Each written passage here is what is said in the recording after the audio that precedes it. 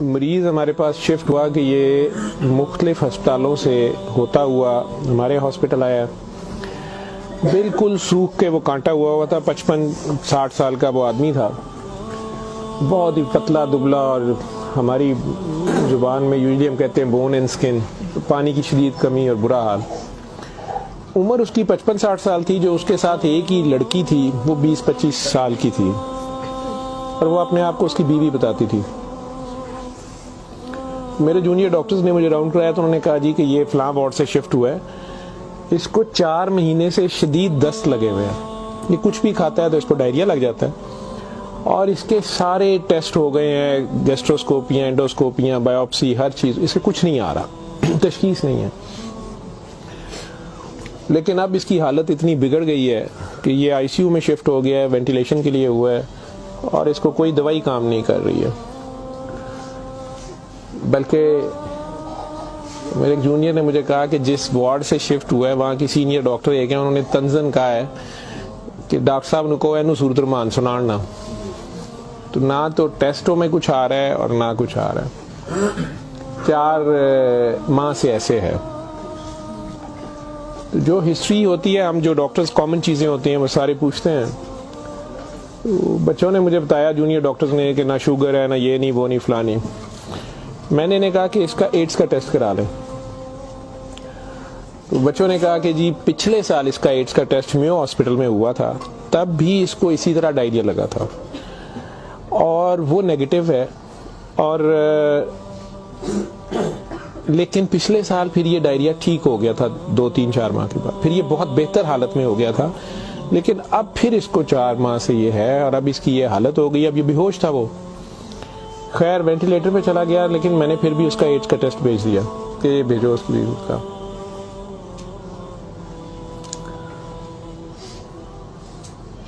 سورہ رحمان ہمارے آئی سی یو میں ویسے ہی لگتی ہے, صبح دوپہر شام, کئی بار مس ہو جائے, دن میں کم از کم ایک بار ضرور لگ جاتی ہے. کوئی نہ کوئی ڈاکٹر نرس ڈیوٹی اپنی سمجھ کے اس کو لگا دیتے ہیں. وہ بھی لگ رہی تھی, سارے پیشنٹس تھے. جہاں تک جتنی میری یادداشت ساتھ دیتی ہے کہ تیسرا دن تھا تو میری جونیئر ڈاکٹر کا مجھے فون آیا, بڑا پینکی. اس نے کہا کہ سر یہ پیشنٹ جو ہے اس کی حالت تو خراب ہی ہے, ویسے ہی ہے, بہتر نہیں ہو رہا یہ والا پیشنٹ, اس پہ اچانک ایک چینج آئی ہے کہ یہ سورہ رحمان جب بھی لگتی ہے, میں نے نوٹ کیا ہے, لیکن نرسز صبح سے بتا رہے تھے, لیکن میں نے یہ نوٹ کیا اب کہ جب بھی لگتی ہے اس کے ناک منہ سے, ویسے اس کے پائپ ڈالا ہوا تھا پھیپھڑے, ہم سانس اس کو مشین, سانس والی مشین سے جو ہے نا وہ اس کے لیے پائپ ڈالا ہوا تھا, ناک میں بھی ایک نالی تھی معدے کے لیے, بے ہوش تھا. اس نے کہا جی اس کے ناک میں سے سنڈیاں ابلنا شروع ہو جاتی ہیں باہر کو, اور نرسز اس کے اوپر ڈیوٹی کرنے سے تنگ ہو رہے ہیں. تو اب سکر ایک مشین ہوتی ہے جس سے ہم مریض کے اندر سے ایک بلغم نکالتے ہیں جو نیگیٹو پریشر سے سک کرتی ہے. سر اس کو ہم سک کرتے ہیں, لیکن یہ نہیں سمجھ آ رہی کہ یہ کہاں سے آ رہے ہیں. میں نے کہا اس کے معدے سے کھینچ کے دیکھیں, انہوں نے کہا جی ادھر سے نہیں آ رہے. میں کہ ان کی سانس والی نالی سے آ رہے ہیں, کہ اس میں سے بھی نہیں آ رہے. لیکن جب سورہ رحمان بند کرتے ہیں یہ ختم ہو جاتے ہیں, یہ باہر نظر نہیں آتے. یہاں ہماری ہڈیوں میں خالی جگہ ہوتی ہے, انہیں ہم سائنس بولتے ہیں ڈاکٹرز. تو میں نے کہا یار پھر اس کے یہ سائنس سے آ رہے ہیں, اور میڈیکلی ہم اسے میگٹس انہیں کہتے ہیں. ہم شوگر کا مریض بچڑا آخری سٹیج پہ, کئی بار اس کے زخم بہت خراب ہو جائے تو اس میں کیڑے کئی بار پڑ جاتے ہیں اس طرح. لیکن یہ چیز میں نے نہیں سنی تھی, اور نہ ہی اس کی کوئی, نہ وہ شوگر کا مریض تھا نہ کچھ اور تھا. میں نے ڈاکٹر صاحب سے کہا کہ آپ جو ہے نا اس کا یہ تو اب اینٹی بایوٹکس جا رہی ہیں, سارا کچھ جا رہا ہے, ویسے اس کے ایڈز کے ٹیسٹ کا پتہ کریں وہ کب تک آئے گا. تو مجھے لگ رہا ہے کہ اس کی قوت مدافعت کوئی نہیں ہے, اور یہ کیڑے اس طرح پڑ گئے ہیں, لیکن اس کے علاوہ کوئی اور رشتہ دار اس کا ہے ہی نہیں ہے, اور وہ کوئی چیز لا بھی نہیں رہی. دوائیاں بھی ہم نے خود اپنے فنڈ سے شروع کر لی ہیں. اس کا کرنا کیا ہے؟ اور مسئلہ یہ ہے کہ جس وقت سورہ رحمان لگتی ہے تو یہ کیڑے اس کے اب تو آنکھوں سے بھی کچھ نکلے ہیں, تو اس کے ناک اور منہ سے ابلنا شروع ہو جاتے ہیں. لیکن جب ہم بند کرتے ہیں تھوڑی دیر بعد وہ منہ میں کہیں نظر نہیں آتے. تو ہمارا یہ خیال تھا کہ سورہ رحمان بند کر دیتے ہیں. اس کی بیوی نے بھی کہا کہ یہ تم لوگ پھر بند کرو, پتہ نہیں کیا تم لوگ لگاتے ہو. تو وہ جو ہماری نان مسلم سسٹر تھیں, انہوں نے اسے کہا کہ میری بات سنو, مجھے نہیں پتا اسے کیا بیماری ہے, لیکن وہ اسے پریئر کہتی تھی. انہوں نے کہا جب یہ پریئر لگتی ہے نا یہ کیڑے اس کو چھوڑ کے بھاگتے ہیں, ٹھیک ہے, تو میں تو کہتی ہوں اس کو 24 گھنٹے یہی سنائی جاؤ. جب میں نے یہ باتیں سنی تو خیر میں نے کہا کہ اس کی بیوی کو کہو کہ وہ رپورٹ کا یا ہمیں رسید دے دیں, ہم خود اپنے طور پہ پتہ کر لیتے ہیں. تو میرے راؤنڈ کرنے کے بعد وہ بندی خود ہی آ گئی میرے پاس.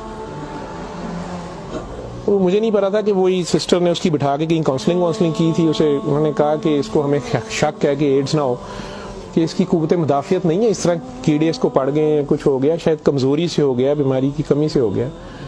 تو یہ اس کا ہم پتہ کرنا چاہ رہے ہیں. ادروائز تو جو دوائیاں ہیں وہ وہی رہنی ہے. کچھ طرح کی اس نے بات کی, کہتی کہ وہ ڈر گئی ہے تھوڑی سی, اور وہ کہتی میں نے بڑے ڈاکٹر صاحب سے کوئی بات کرنی ہے. بہرحال اب مجھے جتنا یاد ہے میں 1 سال بڑی سوچا ہے اس کے اوپر کہ میں اس کو بیان کروں یا نہ کروں لوگوں کے سامنے. اس عورت نے بڑی خوفناک کہانی مجھے سنائی. جب اسے یہ ڈر پڑا نا کہ اس کو ایڈز نہ ہو اور اس کو نہ ایڈز لگ گئی ہو, اب وہ مجھے کہنے لگی کمرے میں آ کے کہ ڈاکٹر صاحب یہ جو میرا میاں ہے نا یہ اصل میں جادوگر ہے. میں نے کہا آپ نے تو پہلے دن لکھوایا کہ یہ رکشہ چلاتا تھا اور رکشہ ڈرائیور ہے. اس نے کہا جی یہ رکشہ ڈرائیور تو ہے لیکن یہ جادوگر ہے, کالا جادو کرتا ہے, لیکن کرتا قرآن سے تھا. مجھے ہنسی آ گئی, میں نے کہا قرآن سے کالا جادو کیسے ہو سکتا ہے. بہرحال ٹو کٹ اٹ شارٹ, اس عورت کی ہمارے وہ ڈاکٹرز نے مجھے, چونکہ وہ ویڈیو میرے پاس وہ صرف پڑی ہے جس میں وہ کیڑے پلیٹ میں ہماری اسے ڈش کہتے ہیں اس میں وہ نکال کے وہ ڈال رہے تھے, تو مجھے انہوں نے بھیجے کہ اس کا کرنا یہ کیا ہے. پہلی رات جب انہوں نے مجھے میسج کیا رات کو واٹس ایپ پہ, تو وہ ویڈیو میرے پاس پڑی ہوئی ہے. اور نے مجھے بتایا جی کہ میں خود کسی کی بیوی تھی, اس کی ماں مجھے بڑا تنگ کرتی تھی اور میں چاہتی تھی کہ یہ میرے انڈر آ جائے. مجھے کسی عورت نے, دوسری نے بتایا, ہمسائی نے بتایا کہ یہ خامن تمہارا غلام ہو جائے گا, تم اس کے پاس چلی جاؤ. باقی تفصیلات میں نہیں جاتا. جو کچھ اس نے مجھے بتایا, اس نے کہا جی کہ یہ اس کا جادو کا توڑ ہی نہیں تھا اور اس کا کام لازمی اس کا ہوتا تھا, یہ جیسے بھی کرتا تھا. طریقہ کار اس نے کیا کہا جی, اس نے کمرے میں اندر ایک گاؤ تکیہ رکھا ہوتا تھا, اس کے اوپر اس نے وہ جس طرح اسمائلی ہوتا ہے, جو مجھے سمجھ آئی کہ اس نے کوئی بت سا بنایا ہوا تھا, اس کمرے یہ بٹھاتا تھا اور وہ لوگوں کو پہلے تو قرآن شریف بھی پتہ نہیں پڑھنے کو کہتا تھا, کچھ کرتا تھا, پھر ان کی بات سنتا تھا, سارا کرا کے جو مجھے اس کا طریقہ واردات سمجھ آیا یا جو بھی تھا. اس نے کہا جی کہ جو غرض مند ہوتا تھا نا وہ دیوانہ, عورتیں بڑی دیوانی ہوتی تھیں, ٹھیک ہے, یا ینگ لڑکے لڑکیاں کہ میری وہاں شادی ہو جائے, وہاں ہو جائے, اولاد ہو جائے, کئی لڑکے آتے تھے. تو جو اس نے سب سے گندی بات مجھے بتائی, بڑی فضول جو اس کی حرکت تھی یا جو بھی, وہ اسلام تو ہو ہی نہیں سکتا. اس نے کہا جی یہ ان عورتوں کو اور اپنے بارے میں اس نے کہا کہ میں نے بھی یہ غلطی کی, میرے سے بھی یہ گناہ ہوا, لیکن مجھے گناہ ثواب کا اتنا نہیں پتا تھا. تو یہ پہلے وہ تکیے کو سجدہ کراتا تھا, خود اس کے پیچھے کھڑا ہو جاتا تھا, پھر وہ کہتا تھا کہ یہ اصل میں تم لوگوں پہ کالا جادو ہوا ہے, اس کو توڑنے کے لیے پتہ نہیں نوری بڑا ضروری ہے, ٹھیک ہے. پھر وہ ہمیں کہتا تھا کہ وضو کر کے آؤ, ٹھیک ہے, وضو کر کے آتے تھے, وہ پتہ نہیں کون سی صورت پر وہ کئی صورتیں مکس کرتا تھا. یہ سب کرتے کراتے 1-2 سیشنوں کے بعد کچھ نہیں لیتا تھا. پھر جو زیادہ لوگ اپنے کام کے پیچھے دیوانے ہوتے تھے ان کو بتاتا تھا کہ اس میں بڑے پیسے بھی لگیں گے, یہ جان پہ کھیلنا پڑنا ہے, پتہ نہیں کیا کرنا, اور تمہیں بھی میرے ساتھ کرنا پڑے گا, اس میں بڑا کچھ جو ہے نا رسک ہے, لیکن کام تمہارا ہو جائے گا. وہ جو بھی اس کی کہانیاں تھیں جو اس کو بعد میں کسی اور وجہ سے پتہ چلی, جو مجھے وہ بتا رہی تھی کہ جی یہ عورتوں کے ساتھ بھی اور ینگ لڑکوں کے ساتھ یا مردوں کے ساتھ بھی غلط کام کرتا تھا, پھر انہیں اپنا گند کھانے پہ مجبور کرتا تھا, پھر انہیں پتہ نہیں کون سے کوئی آیت بنائی ہوئی تھی یا کوئی نام تھا پتہ نہیں کیا, کہ عربی کے جی یہ پڑھ کے نا تم نے یہ مکسچر جو ہے نا یہ ہنڈیا پکاتے ہوئے تھوڑا سا بیچ میں گند ڈال دینا ہے اور اپنے خامند کو کھلا دینا ہے, یا اس لڑکی کو کھلا دینا ہے, یا اس کو کھلا دینا ہے. تو میں اپنے خامند کے ساتھ یہ سارا کچھ کیا میں نے. اب مجھے بتائیں کہ جب وہ اس بندے کے ساتھ ہی سو گئی تو اس کے خامند تو وہ رہا ہی نہیں ہے نا, تو نہ وہ مسلمان رہی ہے نہ وہ یہ حرکتیں ساری. اب اس کے بعد بقول ان خاتون کے, اس لڑکی کے, کہ جی وہ خامن جو میرا تھا اس میں تو تبدیلی نہیں آئی, اس نے مجھے فل مارنا شروع کر دیا. اور مجھے اس کی میرے تڑپ اس کی طرف بھاگتی تھی کہ میں اس کے پاس آؤں. تو پھر میں نے اس کے پاس ویسے آنا شروع کر دیا کہ میں نے تمہارے ساتھ شادی کرنی ہے, میں نے ادھر سے طلاق لینی ہے, میں نے یہ کرنا ہے وہ کرنا ہے. تو میں انہیں بتائے بغیر اس کے پاس آ گئی. اس کے ساتھ میں 6 ماہ رہی. اس نے کہا کہ پھر ایسے ہی رہنا پڑے گا, اور اس سارے کام میں شامل ہوئی. تو اس نے ویسے مجھے کہا کہ نکاح ہو گیا ہے ہمارا, قرآن شریف پہ اس نے نکاح کیا. اس نے کہا ہم دونوں کی رضامندی نکاح ہے, وہ پیچھے سے طلاق لے کے نہیں آئی. ٹھیک ہے. اس کے بعد اس کو یہ ڈائریا لگ گیا. ڈائریا لگنے کے بعد یہ کہتی ہے کہ جی میو اسپتال میں جب ہم تھے 4 مہینے ہمیں ہو گئے, اور برا حال تھا اس کا پچھلے سال. تو یہ ایک دن مجھے کہنے لگا کہ میں کہتا ہوں کہ میں اللہ سے توبہ کر لوں, اللہ میری جان بخشی کر دے, تو میں توبہ کروں, اور میں نہ اب رکشہ ہی چلا کے اس میں جتنی روٹی روزی ہوگی تو میرے ساتھ گزارا کر لے گی, اور تو بھی واپس چلی جا اپنے خامن کے پاس. ٹھیک. اور ادھر سے جا کے طلاق لے نہ لے, اور یہ نکاح نہیں ہے, اور جو بھی اس نے کہا کہ جی ہم نے توبہ کر لی بقول اس کے جو اس کی سمجھ تھی. یہ کہتی ہے جی میں واپس گئی, میرے خامن نے پھر مجھے مارا. اس نے کہا میں تمہیں طلاق دے چکا ہوں, تم میری طرف سے فارغ ہو, تم کہاں سے آئی ہو, یہ آئی ہو, اتنی دیر بعد آئی, جو بھی آئی ہو. خیر میں پھر واپس اس کے پاس آئی.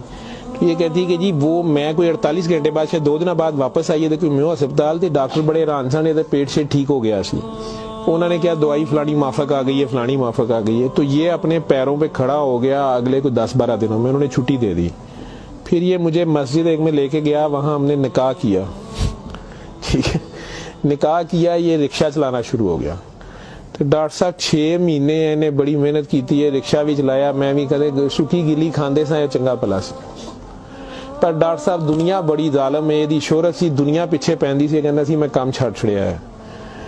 ڈاکٹر صاحب ہوں پھر ایک بچی آئی تو بڑی سونی سی, وہ بڑی روندی سی, وہ پتہ نہیں کی مسئلہ سی. ڈاکٹر صاحب نے وہ پھر وہی کام شروع کر لیا. انہیں پھر وہی کام شروع کیتا ہے. میں انہوں پہلے کہندی رہی ہوں, لیکن ڈاکٹر صاحب یہ پیسے بڑے آندے سن.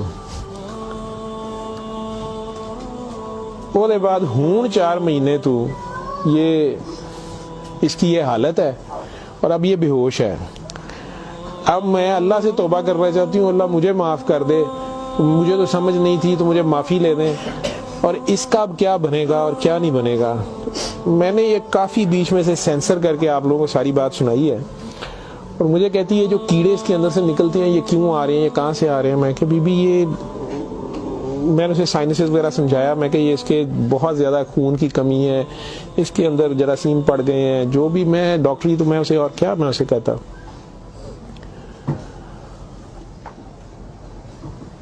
اور اس وقت ساری بات سنا کے تو اس نے وہ رپورٹ اندر سے نکالی, اور مجھے کہتی ہے جی یہ رپورٹ میں تو اس کو HIV کی رپورٹ تھی کہ جی وہ تھے رپورٹ والے مینوں کہا ہے کہ ڈاکٹر صاحب فوراً جا کے دیو, تے تسی وہ لیبارٹری میں کہیں پوچھتی رہی. تو انہوں نے کہا جی تسی اتھوں جا کے پوچھو. تے میں دسیا میرے خاوند دی, مینوں دسو, نے کہا تسی اپنی بھی کراؤ. تو ڈاکٹر صاحب یہ رات دی میرے کول ہے, تو مینوں تو نہیں بیماری ہوئے گی, میں سورۃ الرحمان سن لا. میں نے کہا جی آپ بھی سنیں, 7 دن سنے, میں آپ کو کیا کہہ سکتا ہوں. 1 دن وہ اور زندہ رہا, بندہ مر گیا. آخر تک اس کے کیڑے وہ آتے رہے اسی طرح. جب بھی وہ سورہ رحمان لگتی تھی وہ ایسے ہوتا تھا جیسے ابلتے تھے باہر کو, ناک سے اس کے, مطلب وہ 1-2 نہیں ہوتے تھے کہ جنہیں آپ پکڑ کے سائڈ پہ کر دیں. میں نے بتایا نا کہ وہ شکر مشین رکھ کے, تو اس سے وہ شکر میں ہم شک کرتے تھے اس کو سارا, وہ مشین میں جاتے تھے, لمبی سنیاں اس کی, ناک سے منہ سے. اور آخر میں وہ عورت بھی اس کی ڈیڈ باڈی لینے میں بھی تیار نہیں تھی. نہیں جی یہ میں نو کتنے دبا گی, یہ وہ. میں کہ نہیں اب اس کو, یہ تو آپ نہیں لے کے جانا, ہم ہاسپٹل سے ہم کیا کر سکتے ہیں. اللہ جانے کہ یہ سال پرانی بات ہمارے ہاسپٹل میں رہ کے گیا ہے پیش. اول تو مسلمان نہ جادو کر سکتا ہے, اگر وہ جادو والا علم کہیں سے سیکھ بھی لیتا ہے یا اپنے طریقے سے وہ سمجھتا ہے وہ جادو کر رہا ہے, تو وہ مسلمان نہیں رہتا. ایک چیز, قرآن کو ہی لوگ مس یوز کرتے ہیں, ناپاک حالت میں غلط طریقے سے بڑا کچھ کرتے ہیں, اور کئی بار ہم ناسمجھی میں بھی اپنا خسارہ بڑھاتے ہیں, ہمیں سمجھ نہیں ہوتی اور ہم کچھ چیزیں کرتے ہیں. قرآن خود کہہ رہا ہے کہ اس سے مومن کے لیے شفا اور رحمت ہے، اور ظالم اسی میں سے اپنے لیے خسارہ بڑھاتے ہیں۔ اپنی جان پہ ظلم کرنا بھی ظلم ہی ہوتا ہے۔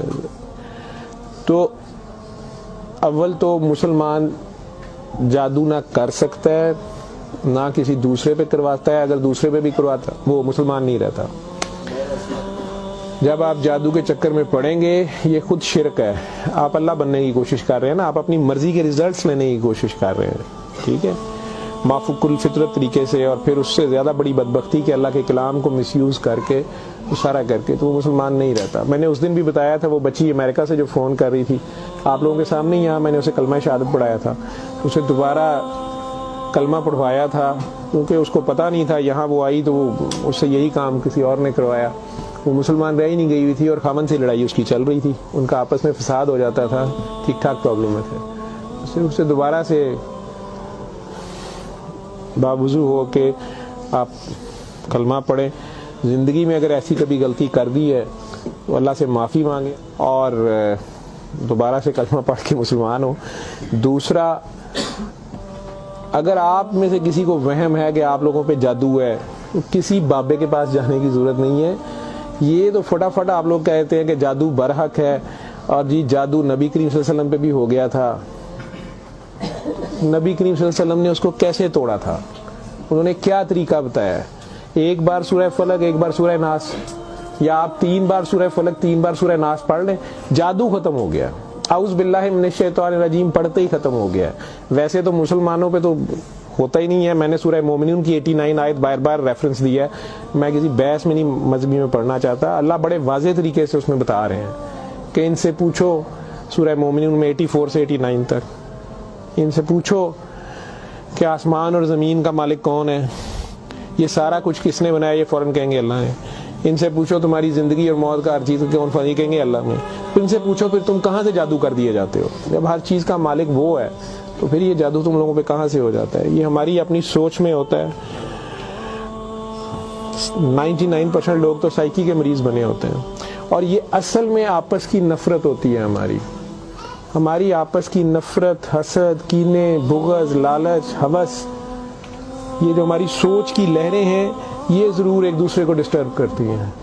یہ نظر لگ جاتی ہے، ماں کی نظر اپنے بچے کو لگ جاتی ہے، پیار سے ہی دیکھ لیں، اس کو زیادہ انرجی چلے گئی، بیچ میں ماشاءاللہ نہیں کہا، فوکس اللہ سے ہٹا، بچے پہ گیا آپ کا، تو اللہ کے ریفرنس سے اس بچے کو دیکھیں کہ ماشاءاللہ میرا بیٹا کتنا پیارا، تو پھر نظر نہیں لگتی ہے۔ یہ باتیں آپ کو سمجھائی گئی ہیں کہ فوکس آپ کا اللہ رہے۔ نعوذ باللہ نعوذ باللہ نعوذ باللہ، کئی بچے میرے ساتھ زیادہ پیار سے جب زیادہ چلتے ہیں، آپ اللہ ہیں، نعوذ باللہ میں اللہ کیسے ہو سکتا ہوں؟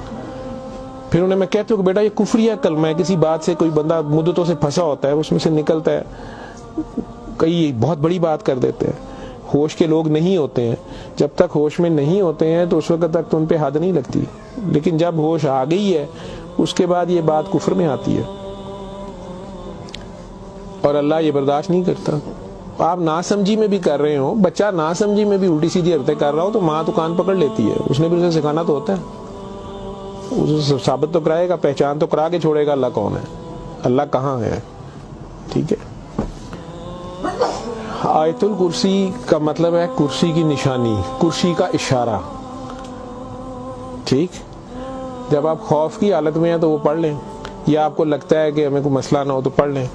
اس کا مطلب یہ نہیں ہے کہ وہ آیت الکرسی کے لفظ یا آیت الکرسی کے وہ آپ کی حفاظت کرتے ہیں، اس کا مطلب کیا ہے؟ عربز کو تو پتہ چلتا تھا پڑھتے ہوئے کہ وہ کیا کہہ رہے ہیں، تو وہ ساری اللہ کی حمد اور اللہ کی شانیں بیان ہو رہی ہیں۔ تو کرسی کی بات ہو رہی ہے کہ کرسی زمین و آسمان پہ ہر طرف وہ ہے، تو اصل میں تو کرسی والے کی بات ہو رہی ہے، تو جو کچھ کرنا ہے کرسی والے نے کرنا ہے۔ تو اگر کرسی والے سے آپ کا دھیان ہٹ گیا، ٹھیک ہے، تو آپ کرسی کی پوجا شروع ہو گئے، تب بھی پھنس گئے آپ۔